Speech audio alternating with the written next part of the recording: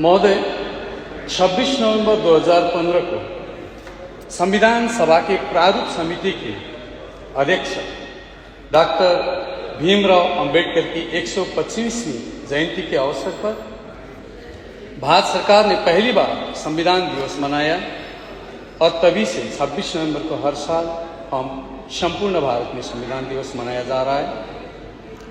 हम सभी जानते हैं 26 जनवरी 1949 को देश का संविधान तैयार हो गया था, लेकिन इसे हमने 26 जनवरी 1950 को लागू किया और हम इस दिन को गणतंत्र दिवस के रूप में मनाते हैं।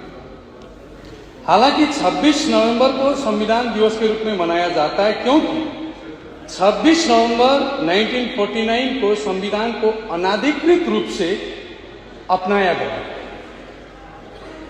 साथ ही आज यह 26 नवंबर के दिन संविधान निर्माण समिति के वरिष्ठ सदस्य डॉक्टर सर हरि सिंह गौर का जन्मदिवस भी है। आज मैं उनके जन्मदिन के अवसर पर पूरे आदर और सम्मान के साथ उन्हें भावपूर्ण श्रद्धांजलि अर्पण करता हूं। इसी तरह आज संविधान सभा के ये तत्कालीन सदस्य तक के श्री अरिबहादुर गुरुंग और डंबर सिंह गुरुंग को भी मैं श्रद्धांजलि अर्पित करता हूं। माननीय अध्यक्ष महोदय, भारत के संविधान के निर्माण के समय आदिवासी समुदाय के साथ जाने अनजाने में कुछ महत्वपूर्ण गलतियां हुई है, तो संविधान दिवस के इस मौके पर मैं उन मुद्दों पर आज चर्चा करना चाहूंगा।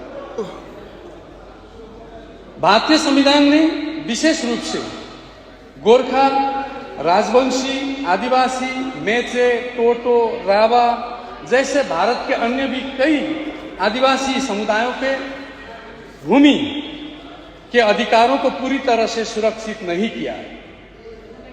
खासकर उन क्षेत्रों में जहां विशेष सामाजिक संरचना और परंपरा थी, ब्रिटिश शासन ने एक्सक्लूडेड एरियाज और पार्शियली एक्सक्लूडेड एरियाज घोषित किए थे ताकि वहां के आदिवासी समुदायों के अधिकार की सुरक्षा सुनिश्चित की जा सके। लेकिन स्वतंत्रता के बाद जब भारतीय संविधान लागू हुआ तो इन क्षेत्रों को कोई विशेष सुरक्षा नहीं दी गई, जिससे आदिवासी समुदाय के पारंपरिक भूमि, जंगल और संसाधनों पर उनका अधिकार कमजोर पड़ गया है और यह प्रक्रिया अभी भी जारी है।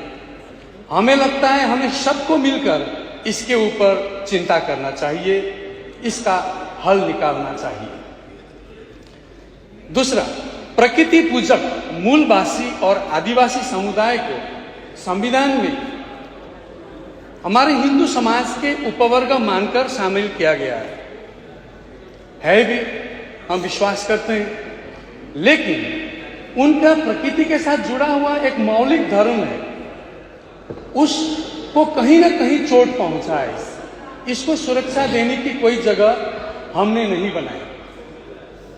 जैसे मैं आपको उदाहरण के तौर पर नेपाली अर्थात ये गोरखा महाजाति के खस, क्षेत्री, बाहुन, कामी, दमाई, ठकुरी, सार्की, सन्यासी, बादी, धरती और गाइने समुदाय का धर्म असल में मस्त धर्म है, लेकिन जनगणना फॉर्म में मस्त धर्म का कोई कॉलम नहीं है। इससे हमारे मूल अधिकारों का हनन हुआ। ऐसे मुद्दों को देखते हुए संविधान में कुछ संशोधन की आवश्यकता है। मुझे लगता है हम सबको मिलकर इस पर चर्चा करना चाहिए। संविधान में मित्र राष्ट्रों के नागरिकों के अधिकारों का स्पष्ट न करना भी एक गलती साबित हुई है। मैं एक एग्जाम्पल आपको देना चाहूंगा।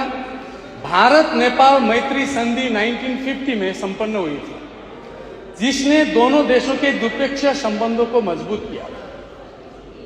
हालांकि संविधान में मित्र राष्ट्रों के नागरिकों के अधिकारों का स्पष्ट रूप से परिभाषित नहीं करने के कारण यह संधि हमारे लिए अन्याय का कारण बनी। इस संधि का मुख्य उद्देश्य दोनों देशों की सुरक्षा और सहयोग था, लेकिन इसमें नागरिकों को बिना पासपोर्ट के आवागमन और व्यापार की स्वतंत्रता देने के कारण समस्या उत्पन्न हुई। जब यह संधि लागू की गई तब भारत में रहने वाले नेपाली भाषी समुदायों का परिचय, उनका आइडेंटिफिकेशन नहीं किया गया। तो बिना पहचान के लागू किया, जिससे आज जो हम मूल भारतवासी नेपाली हैं, आज हमें विदेशी के रूप में देखा जाता है। ये संधि का दुष्परिणाम है। संविधान में इसको सुनिश्चित नहीं किया, तो इसने भारतीय समाज में नेपाली समुदाय के साथ भेदभाव और सामाजिक अलगाव पैदा किया। हमारी पहचान की समस्या यहीं से शुरू हुई। मुझे लगता है हमें आज संविधान दिवस पर ऐसे मुद्दों पर, जहां पर संविधान में कुछ छूट-फूट गलतियां हुई है, उस पर चर्चा करना आवश्यक है। सन 1921, सन 1931, सन 1931, सन 1941 के भारत के जनगणना के रिकॉर्ड में हम सभी नेपाली भाषी समुदायों को जनजाति के रूप में वर्गीकृत किया गया है।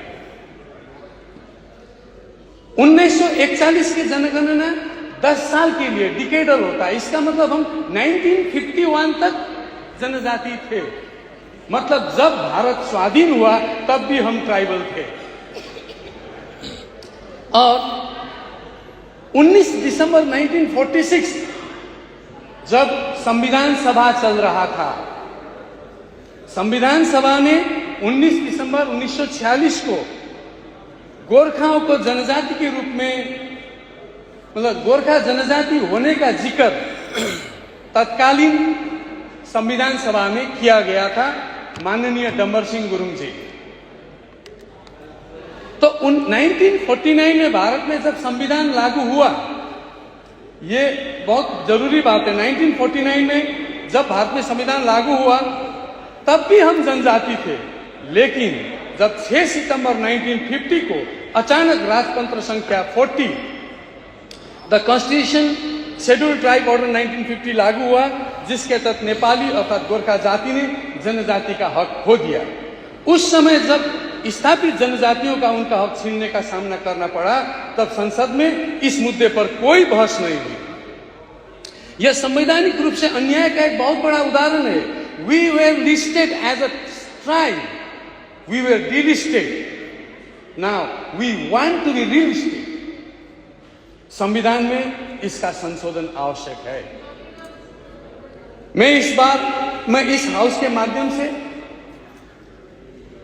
राज्य सरकार को और भारत सरकार को यह सुझाव देना चाहूंगा कि इस संधि के, ये ऊपर जो मैंने जिक्र किया, इन संधि के नकारात्मक प्रभाव में छोटा सा मैं बस 30 सेकंड ज्यादा लेना चाहूंगा। और ये जितना भी डिस्प्यूट है, इसके चलते जितने भी नकारात्मक प्रभाव उत्पन्न हुए, भविष्य में इसको सुनिश्चित करने के लिए उचित कदम उठाया जाए।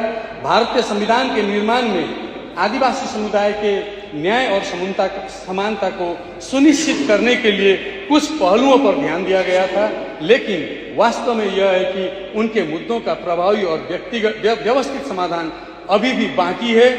सब मिलकर इसका समाधान ढूंढा जाए। धन्यवाद अध्यक्ष महोदय।